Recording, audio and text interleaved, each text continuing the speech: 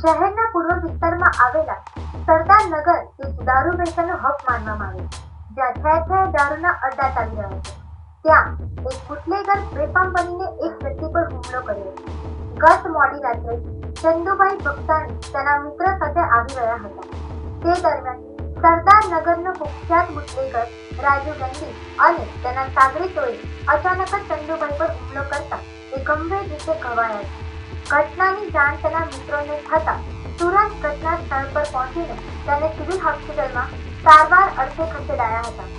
જો તેના મિત્રની વાત માનીએ તો હજી સુધી પોલીસે ફરિયાદ લીધી નથી.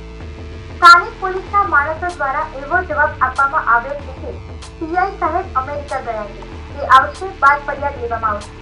તો બીજી તરફ ઘટના અંગે તેના મિત્રને પૂછતા તેણે જણાવ્યું હતું કે અગાઉ 3 થી 4 વખત રાજુને વિસ્તારમાં દારૂ વેચવાની ના પાડતા તેની અદાવત રાખીને હુમલો કરવામાં આવ્યો છે.